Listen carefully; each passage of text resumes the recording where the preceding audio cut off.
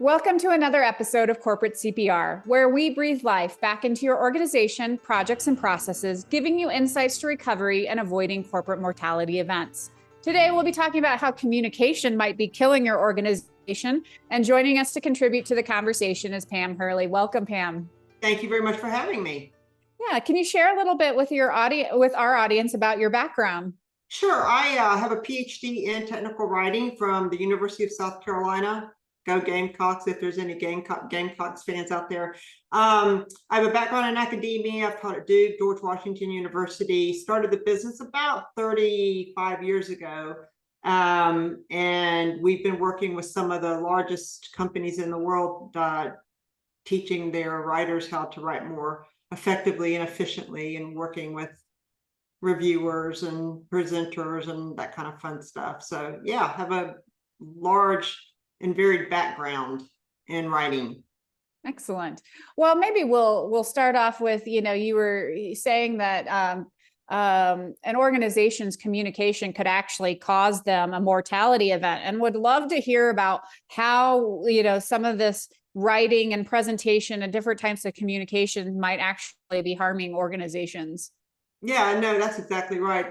One of the things I've found in the many years that I've been doing this is that organizations don't value writing. And what I mean by that is simply that they might say, hey, we need, good documents to go out. But what they don't do is develop their writers. Oftentimes, there's an expectation that because their employees are college educated, that they know how to write. And oftentimes that isn't the case. So poor writing can confuse customers, create questions, and just destroy reputations. And oftentimes organizations just don't think about that. They just assume that everything's going to be okay. And then the other piece of that is when you have employees who don't write well, and there's a lot of iterations of a particular document, a lot of back and forth, that's a lot of time and money that is spent when it shouldn't be spent on iterations and review and that kind of thing. One of the calls we get most often is from project managers and directors, folks like that in positions of power, who say, I'm spending too much time reviewing. It's not my job. So, we have a client right now who is in an engineering firm, and he's spending half of his week reviewing and editing the documents of his engineers. That's not his job. So when you think about that, I mean, the dollars and cents are real. And so a lot of times it's the lack of a process. It's all kinds of things, but poor writing there's a lot of problems, and it can certainly affect a company's bottom line. There's obviously many different elements to writing and communication. There's obviously the ones that are going out to clients and like deliverables. And I would imagine those are probably the ones that have the highest level of review and attention. But there's also the internal communications and, so when you think about, let's say, internal communication, should it have the same level of rigor as what's going out to your clients? And what are your thoughts around internal communication and what that does, to the culture of the company? Yeah, that's a really great question. Yeah, it should have the same amount of rigor. It's very interesting that people, for instance, with emails, oftentimes internal emails don't take the same amount of time to plan them, to write them, to review them. I think we've all been in a situation where you write it and you send it and you're like, uh-oh, or it becomes this kind of what we call email hell, which I'm sure you've heard of. And it's just kind of back and forth about, what did you mean by this? Or it's the tone is wrong, or the voice is wrong, or whatever the case may be. And it can affect relationships. It can affect, rapport. It can affect all kinds of things. So anytime you are thinking about writing anything, yes, that requires the same amount of rigor as a client-facing document. And then the other piece of that is people resort to emails all the time when maybe you just need to get up and have a conversation with somebody or pick up the phone instead of resorting to email. So, I mean, these are the kinds of questions that organizations need to be asking. And how do you think an organization, I guess, influence that? Because there's obviously a lot of just individual preferences when it comes to that. Some people are more inclined to just pick up the phone. For me, my default email, unless I see like what you're talking about, if we've done an exchange back and forth and I've had to send you 2 emails or something in response to something, I realize we're not on the same page. Right. It's time to pick up the phone. But that's something that I've, just learned over time. So, I mean, do you think this is something that companies build policy around, or is it training, or how do you just improve that, up the communication game, I guess you could say, within yeah, I mean, that's a really great question. I mean, there's training that can be done. A lot of times it's the company culture, right? It's kind of the expectation of, well, this isn't important enough, or the expectation is that you will, have all these back and forth. And a lot of times, let's be really honest, is the role model is the leader in the organization, whether that's a director or project manager or whatever. What are they doing? How are they modeling good communication to their employees or to their teams? And so if they're not responding, for instance, to emails in a timely manner, or their emails are unclear, or whatever the case may be, then their employees are going to model that as well. Why should I care if, in fact, my leader, my role model, doesn't care or doesn't treat email seriously, or whatever the case may be? So, I mean, in an organization, people really do look to the leader to understand what should be done. How do we model communication? Do you think people are aware, have a high level awareness of how their communication comes across, or all the different elements, I guess, to be conscious of? I do not. And the reason I think that people do not is because when you think about colleges, a college degree, and you think about the amount of time that a typical, unless you're an English major, or history major, a typical college graduate has to spend in writing classes, maybe 1 semester, maybe 2, maybe 3, in most universities. This is something I rail about all the time. So if you think about it that way, so the time we spend on anything is what gives that thing, value. And so if, and I've had engineers say this to me, well, I didn't know I was going to have to write. I didn't know that. And why would they, when they're only taking 2 to 3 semesters of writing? And so, I think that there's this kind of, I'm going off on a tangent now, but I do think that there's this thing where they're not cognizant of it. Writing is seen as something that's secondary instead of a primary part of their job. And when you think about, in most organizations, what's the deliverable? The deliverable is the document. Right. They don't see what you do behind the scenes. And so I don't think there's a lot of recognition or cognizance about, the real problem that poor writing can create in any organization, whether it's internal or external.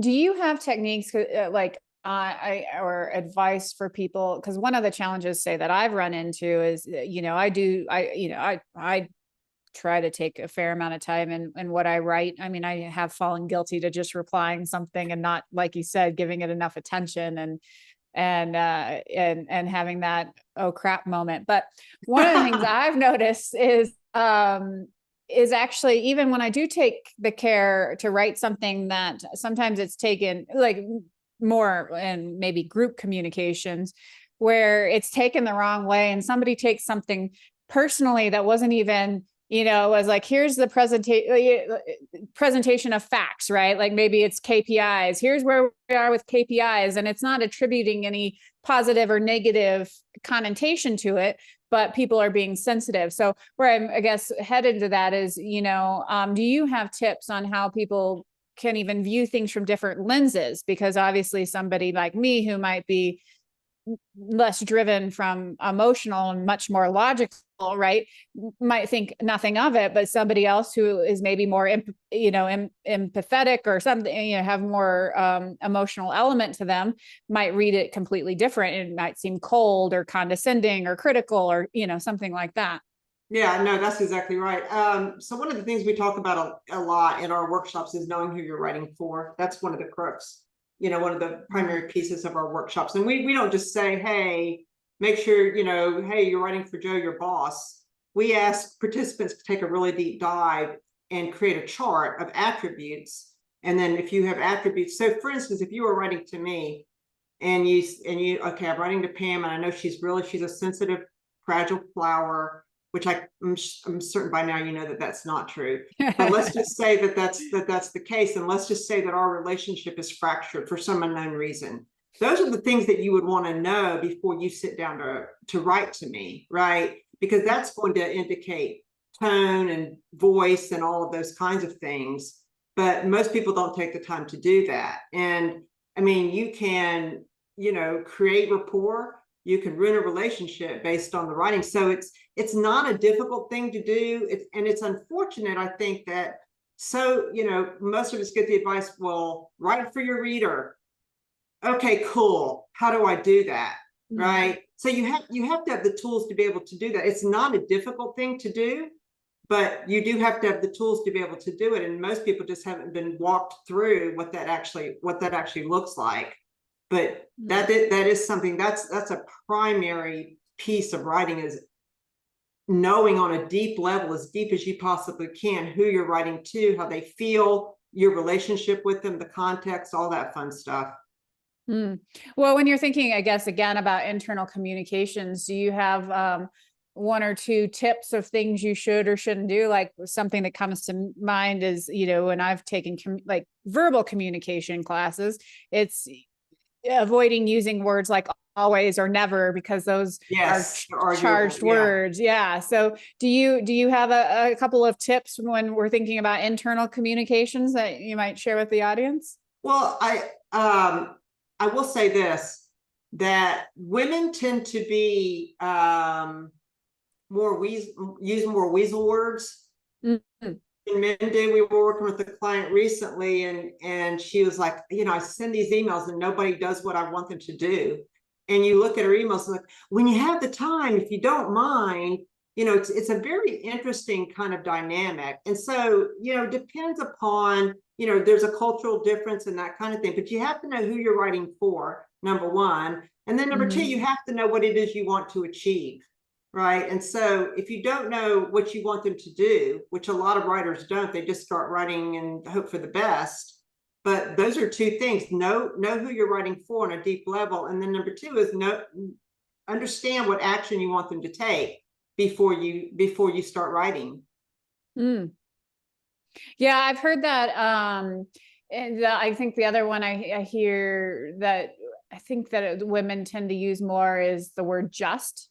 I just need this, or I just yeah. Yes, they do. One of our team members was, we just hired her and she was following up. She goes, I just wanted to follow up. And I'm like, no, you don't just want to follow up. You're following up. Right. And it's not rude, it's just, it's that whole thing of, just drives me absolutely bonkers. But, people start emails with hope all is well. Because it's an attempt to be nice, but it's like, well, everybody does it. So all it does, since it's a cliche, is make you look like you're lazy. Right. Right. And the image that you portray in your writing is of paramount importance. So, stand out, be direct, especially in business. There's no need to be all, just say it. Yeah. Well, the other one that I've heard a lot is around, one of the ones that my boss taught me when I was 16 at Chick-fil-A, And this was before you had the standard, you know, they all have their standard phrase now, but this was before those days. And he wouldn't let us say, have a nice day. Because you're ordering the customer what to Right. do. And so there were two rules. You couldn't order them what to do, have a nice day, and you couldn't use the same thing between one person and the next person, like the person right after that. You had to differentiate, because, you know, you're going to hear what's said about the person right in front of you when you're standing in line. So, you know, hope you have a great day, or, you know, I hope you enjoy your shopping experience, or I hope you enjoy your meal. And I get like, that's a little different than what you're saying internally about the person saying just, you know, you want to be direct and you want to, you know, say, this is what I need. But in this, you know, goes back to how you were saying it's, you got to know your audience. And in this case, you know, it's about trying to elevate them and not be presumptuous, right? And that, yeah. Sorry, I interrupted you, but yeah, I love that idea, because the other thing it forces you to do is to think creatively about, how do I stand out? How can I make myself unique, instead of saying what everybody else says, right? And so, I mean, I think that that's pretty, that was very smart on his part. Yeah. Yeah, he was a great boss. I always say I learned more from him than I did in business school. Well, yeah, and Chick-fil-A, what a great restaurant, right? Yeah, well, then there was a lot of, and that was the thing. There is a lot of attention to detail, and one of the things, I get this is a little off topic, but one of the things I really learned about is about that necessity to see big picture and the little details at the same time, and kind of move in between the two, because, you know, you've got to help solve the problem right in front of you, whether it's a rush, you know, food's not ready, et cetera. But you also have to step back and see what's going on with the whole system, you know, like how is the restaurant in its entirety doing? But yeah, I don't think so, that's yeah, off topic at all. I mean, writing, we talk about this all the time in our classes. Writing is problem solving. What is the writing problem trying to solve?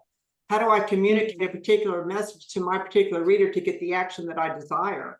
Right. And so, to your point, you do have to know all the pieces that go into that. Writing isn't just, I'm going to sit down and, you know, and that's how it's viewed, and that's how it's taught, is this kind of linear thing where I start at the very beginning and I go and then I end up at the end, instead of thinking about all the strategy and the problem solving that has to go into creating a great document, which is, to your point, the problem solving. Right. And that's what a lot of times people are not taught about writing, which is unfortunate, because let's be honest, the professionals that we work with are great problem solvers, fantastic, critical thinkers, great problem solvers. But what they haven't been taught is how to take those great problem solving skills and apply them to the writing process. Right. And so when they are, and that's what our whole entire curriculum is based on, they have great success, great results. As I said, you know, we've been in business for over 30 years, and there's a reason. So it's just, it's not, grammar's not writing. I mean, writing is not grammar and all that other junk. It is problem solving and figuring out how you can solve, how you can get what you want, right? But from your reader, right, by using techniques and problem solving and strategy and that kind of fun stuff. When you think about, I guess, you know, we talked a lot about the internal side of communication. When you think about external communication, I know, like a lot of companies, obviously, you mentioned some of them have writers or PR teams or whatever, but besides just knowing your audience, are there other things that kind of differentiate that internal versus external communication, and, you know, having, I guess, healthy communications? Yeah, I mean, you know, you need to plan. You need to take time to plan, and that's again what a lot of writers never do. Is they just, most of the professionals that we work with hate it. They hate writing so much that all they want to do is just get it done, and so they don't take the time to think about it. They don't take the time to, you know, pre-write. They don't do any of that. So, but you have to plan. It's like anything else, right? And a little bit of planning goes a long way. Instead of just writing something and, you know, throwing it out there, take some time to plan. Think about your strategy. What are you trying to do? What are you trying to accomplish? One of the things that I've been seeing a lot so on projects, which is what our business is in a lot, and really in projects that require change within the organization. Therefore, there has to be a lot of, there has to be effective communication, right? And in our instance, we see a lot of projects fail because there's not enough communication, because people think, oh, we'll just implement the solution and everybody will just do what they need to do.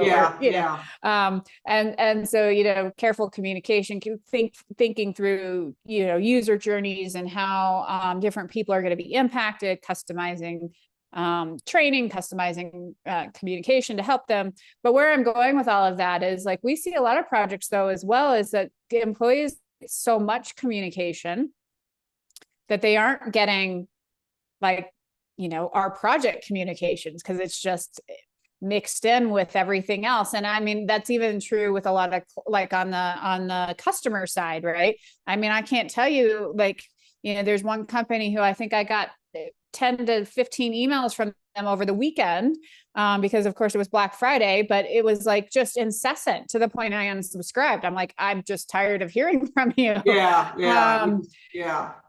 So I guess my two questions are, one, like, do you have an analysis on how to kind of figure out the right balance of communication? And then two, if you're like a project or a department or something, and you have to cut through the noise, do you have any recommendations there? Yeah, so one of the things that most organizations don't have in place is any kind of process for communication.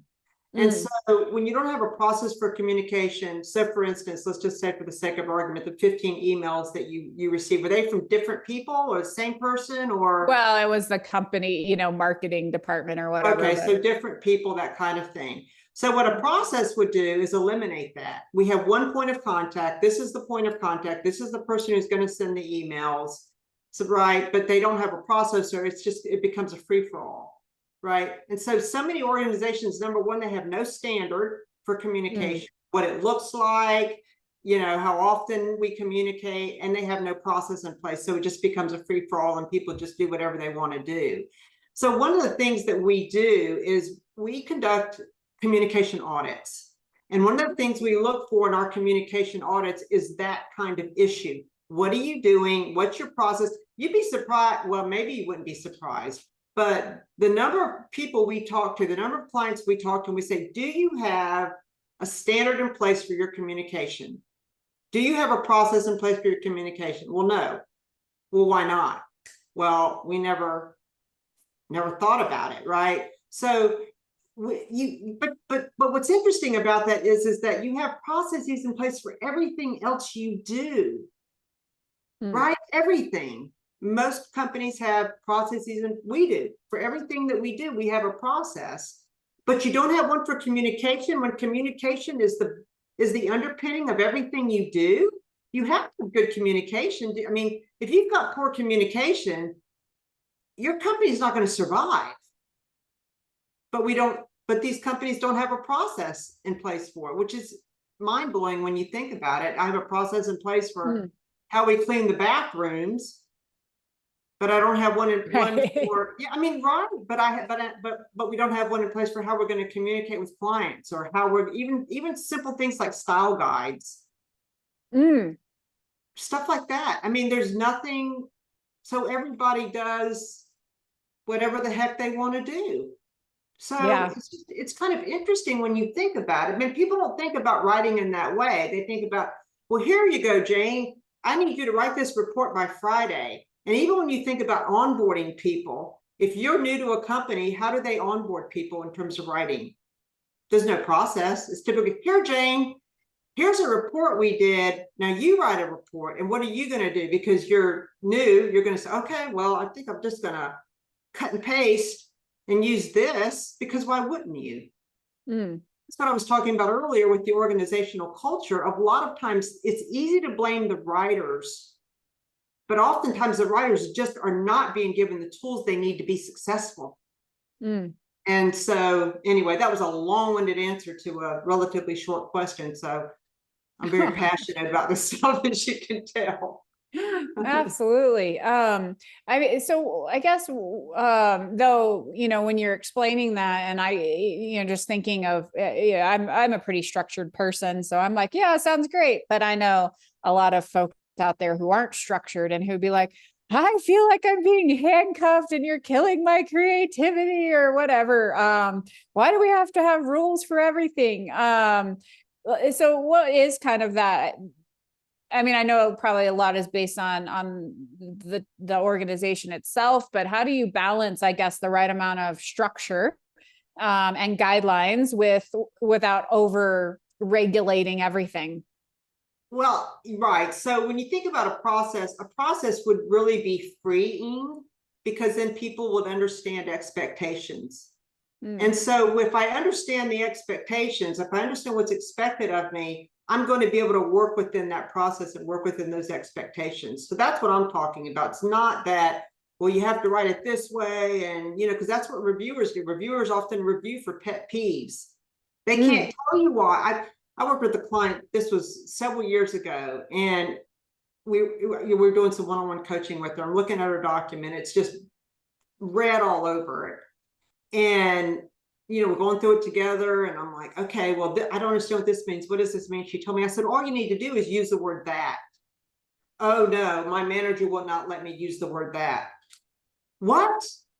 But you hear about these things all the time. It's like, you know, they don't like this, or they don't like that, or they don't like the other. You can read it, it's perfectly fine, but because the reviewer doesn't like a word or a term or a phrase, even if it is okay, but that's part of the problem, because the writer doesn't know what to expect. It's a surprise every time they send a document to a reviewer, right? So one of the things we talk about in our reviewing class is establishing a checklist for reviewing that the writers get and the reviewers have. And that way we're all on the same page. That's a process that's going to be freeing and less constrictive, because now I know what to operate with. It's just like when you're on the highway driving, you know, you can't go 100 miles an hour. We know what the parameter, you know, you can't go above 70 or whatever the case may be. And you can work with that, right? Maybe I can go 5 miles over or whatever, but you know that but anyway, that's a terrible analogy. But anywho, a process would actually be freeing, because everybody's on the same page and everybody understands what the expectations are. Do you have a recommendation then, when you're talking about the importance of communication, of what type of investment companies should be making in communications? Well, if you were to ask me, I feel like communication, writing, presentations, that kind of thing is something that should be ongoing in every organization. It's the crux, it's the underpinning of everything you do.